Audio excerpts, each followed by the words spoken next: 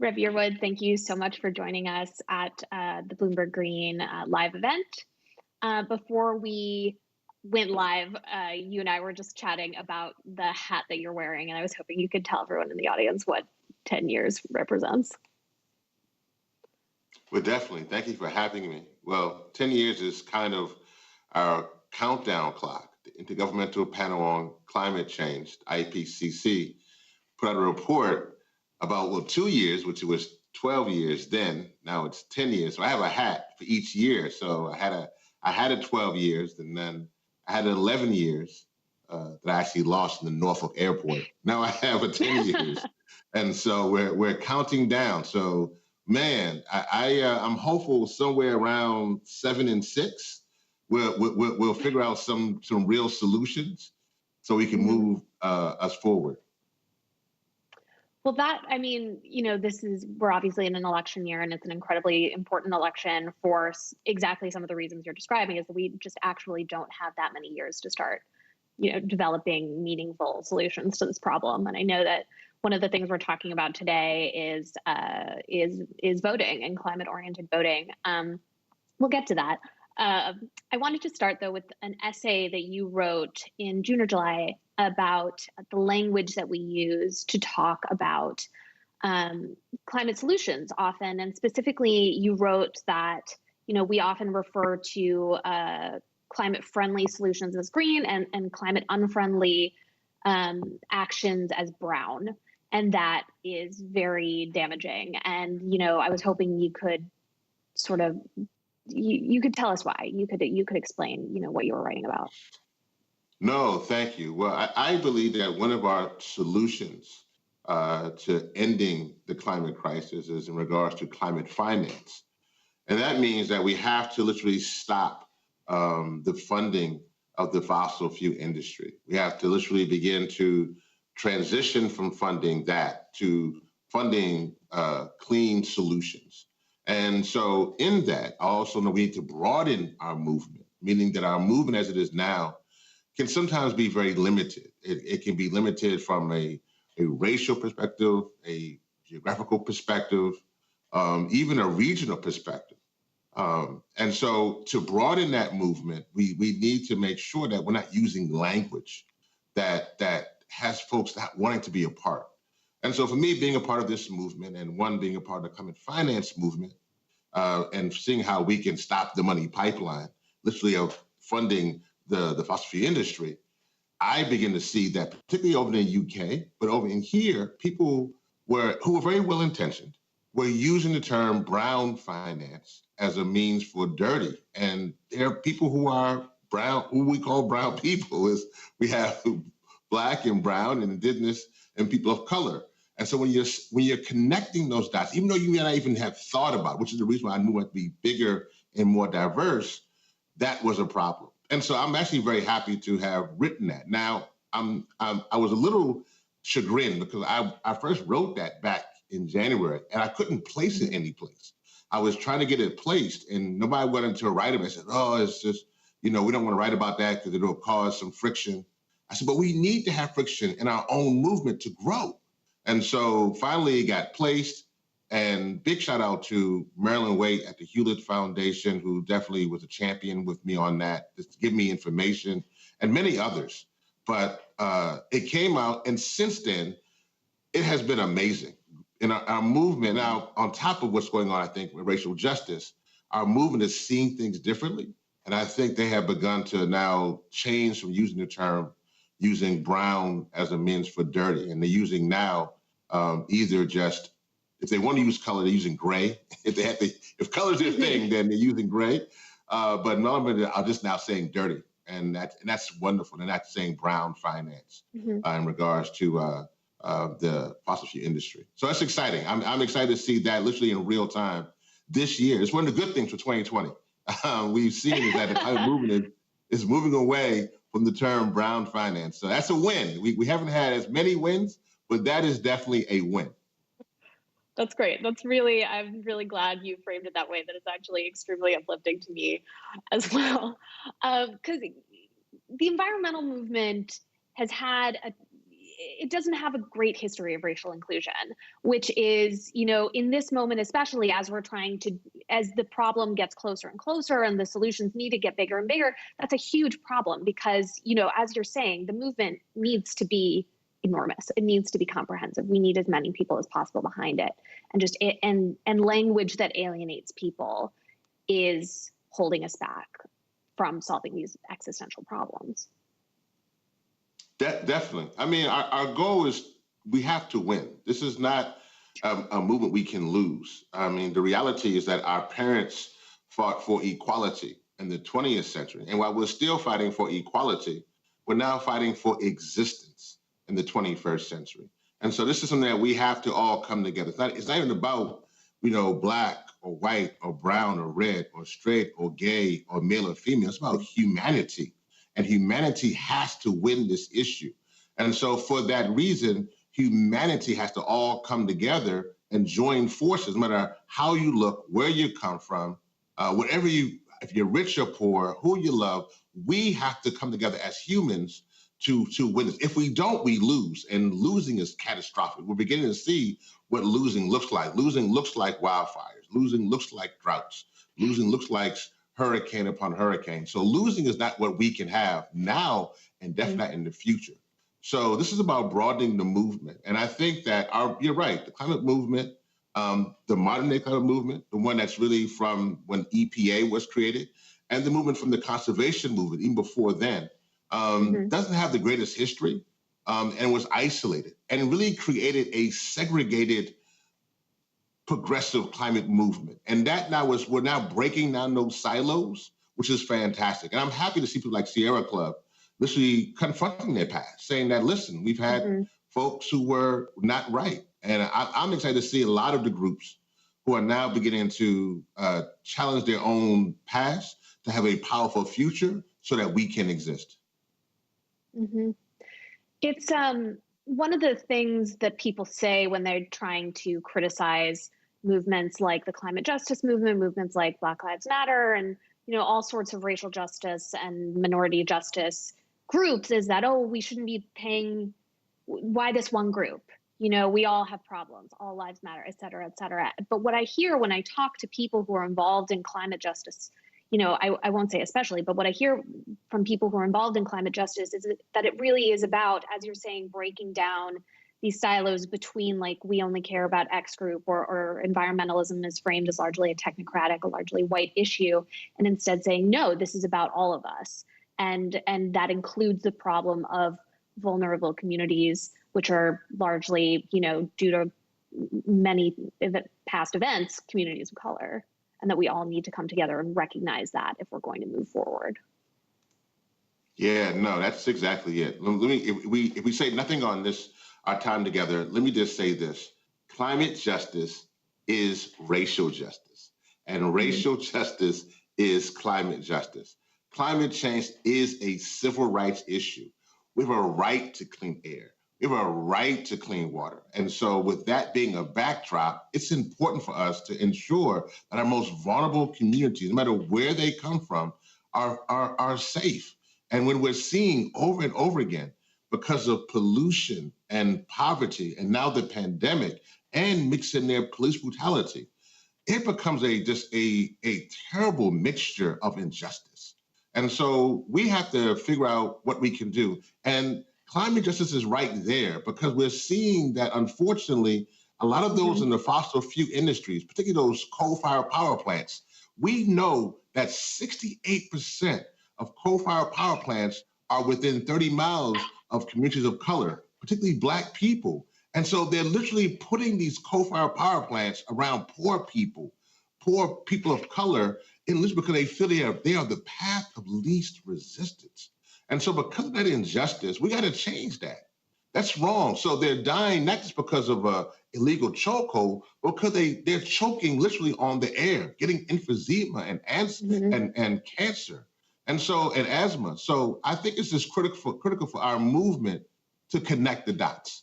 And we haven't done that as well in the past, but we need to do it now.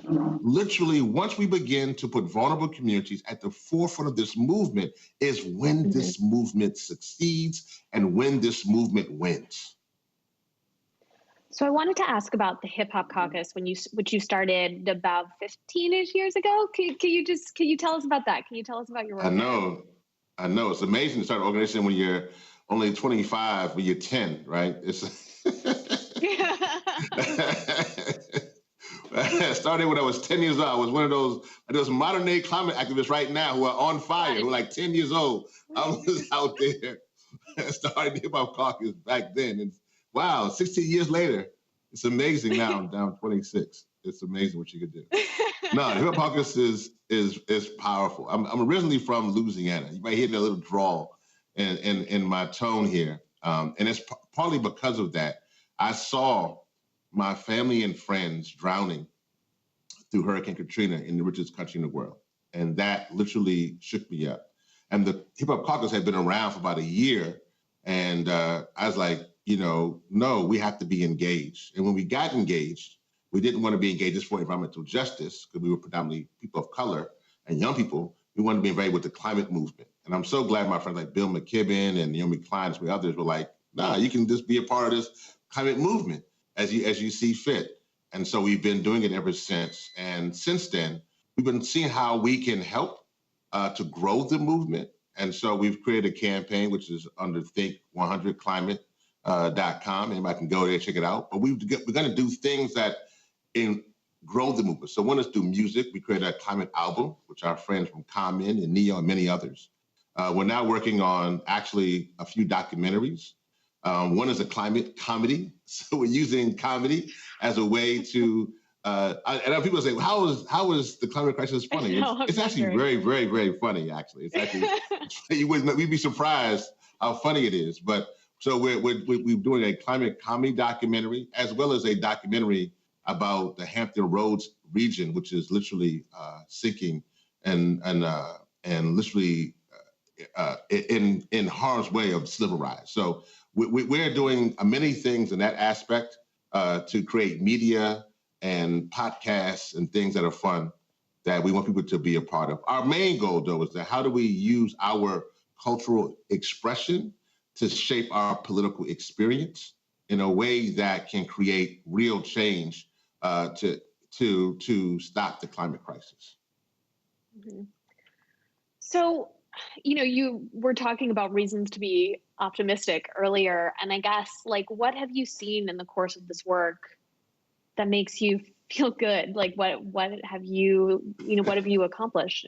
What have you, what makes you feel good after 16 years of doing this? Yeah, no, well, I mean, I think for me, I'm excited because I think that humanity is still rising. I think that the issue we have in regards to the climate crisis is enormous. And unfortunately, we have an industry that does not want to transition. It would be much easier if they would be a part of the solution, but they're not. They're literally hunkering down to continue to spew and use fossil fuels as a mechanism for energy. And we, as humans, know we have to change that. So I'm excited to know that the world, that we, one, on a global aspect, are coming together. Super excited behind the Paris Climate Accord, when you see all the nations signing on. And hopefully and prayerfully soon and very soon, my country that I love so much will be a part of that. It's amazing.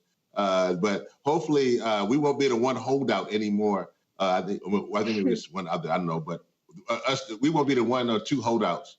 We'll join that international accord and agreement. So I'm excited about that. Two, I'm excited about the young people. There's so many young people groups that are coming up, like from the Sunrise Movement and from issues from the 0 Hour, who are literally, they're using not only demonstration, but they're also using legislation and litigation. And that's so important because demonstration without legislation and litigation leads to frustration. And so they're understanding that we just can't be in the streets, but we got to be in the suites as well. So that's exciting. So I'm excited about the young people and finally Hip Hop Caucus. I mean, I think that what we're doing is revolutionary in how we're using media and culture to bring people into this movement. We have a question from the audience. Someone asks, how can we capitalize on this particular moment in America when the conversations about climate and racial justice are both so prominent and intertwined? How do we keep the momentum going? Yeah, that's a great question. I think there are two parts to that. There's the inside-outside strategy. One, outside. I think that there's clearly a movement for Black lives and a movement for humanity that I think as a climate movement, we should be a part of. I think, as I mentioned earlier, what we saw from Katrina actually was a movement in which we saw particularly people of color, Black people, drowning in this country. And I think our movement didn't move fast enough back then. We didn't move fast enough with Harvey or Ike or Maria. We didn't move fast enough with Sandy. We're not moving fast enough again with the wildfires or other issues there. And so I think that our movement glazes over the issue of racial justice. So the first thing that we have to do is intertwine that within our work. And it's difficult because many folks in our work don't come from these communities and they feel awkward. But then you got to listen. You got to read the book White Fragility. You got to get learned up quick, as they say in the streets. So we need you to understand the issues of racial justice and how that can impact our work. And then inside, I think that our movement needs to do a better job of expanding itself. There are things like Green 2.0, which is amazing. If you haven't heard that, it talks about how many people are actually working, people of color are working in the climate industry and in the climate movement. And so I think that we have to be in a position where we expand leadership, senior leadership, not only for people of color, but for women. I think we need to have more women and more people of color leading these organizations. I think it's too many times that this has been a very patriarchal, very white movement. And I think because of that, we've missed out on the women power and on the people of color power that can literally catapult this movement to success. But that gets to be exciting because I'm seeing more young women and more people of color now literally forcing the door open to the climate movement, saying, listen, we have to be a part of this movement and we must lead the climate movement to make sure that we ensure success. One thing that you and I got a chance to talk a bit about the other day that I thought was so interesting, like you go by Rev Yearwood. You are a religious figure. You have religious I'm affiliation. A real reverend. I get asked all the time. I mean, hip hop. Are you a real reverend? I'm like a real. I was an Air Force chaplain. I'm like about as real as you can get on the reverend side. That is very, very, very real. I wanted to ask about the intersection of faith and environmentalism, because you see the rhetoric really go both ways. You see a lot of faith-based communities that just don't believe in the science of climate change, have been manipulated not to believe in the science of climate change. But then you see kind of a rising movement among evangelicals towards environmental stewardship. You know, we are stewards of this planet, and therefore we must protect it. And I just, I wondered how you thought about this in your work, how you encountered it among other people of faith, just how you see those two movements working together. Yeah, it's a real tough one. I mean, there's a part of our movement, part of our faith community that literally views science and a lot of people in the climate movement because of their beliefs or their background. They may be either theist or atheist or agnostic. And so they don't see that as being together. And so I think that's very unfortunate for us. And I think that one of the things that I am seeing more, particularly within the Black and the brown faith community, that they are linking the dots. They're seeing the importance, particularly around environmental justice, but they're seeing the importance of what it means to be a faith community and deal with the justice issues regarding the climate crisis or the justice issues regarding pollution. So I think that we have to there needs to be some mending there. I think, unfortunately, we've had an administration and a president who's literally, fanned those flames. But I think that there's a lot of things that could be done there. And actually, there are a lot of people who have come involved in this work who are people of faith. There's, like I mentioned earlier, Bill McKibben and others like that who are people of faith. And I think that people of faith in the climate movement should talk more about that as well, about how their faith, even if it's not even direct faith, and maybe like the typical Christian or Jewish or Muslim, but even their faith. What I mean by that, meaning they're who they love and why they're doing this work. Like, listen, somebody may say, I'm an atheist. I don't believe in what you believe, but I believe in humanity. I believe in just people fighting for people. They need to say that because those things would link together. People would see a commonality there. I think that we're not doing that as much. I'm hopeful that moving forth and as this countdown keeps happening, I hope that we will have more conversations in doing it. And also there's some great groups, Interfaith Power and Lights. We have some great groups who do work around that, but we got to do more to ensure that faith is a part. And let me say this for all the young activists who are watching this now. You cannot do this work by pulling on yourself. You need something invisible or something concrete to pull on. If you are just pulling on yourself, you will become exhausted. You will become overwhelmed. You will think that is too much to handle. So you need something outside. I mean, it could be for me like a faith component, but it could be for you a family. It could be for you just a vision of the future. But you have to have something to pull on that's not on yourself. Because if you pull on yourself, this work here that could be catastrophic and very dismal at times, it can literally exhaust you. And then that can cause you not to do this work in a good place, to be jaded, to be cynical.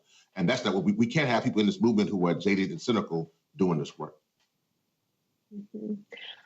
One thing you mentioned the other day, too, is that, and we were talking a bit earlier about the civil rights movement was very deeply enmeshed in faith communities. And that is a demonstration of how powerful that union can be, like how much can be done when you harness that community and those feelings.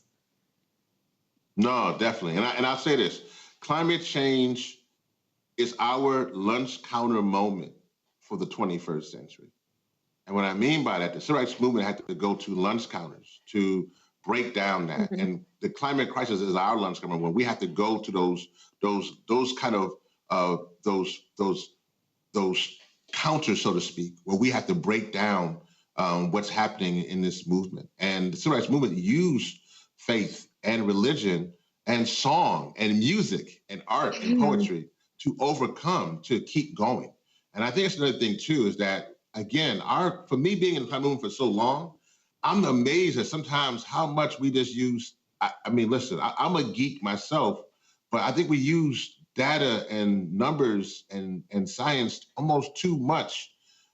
We need the other side of the brain, art and culture and spirituality and love, to be honest, to help us to kind of balance things out. And our movement is doing better at that.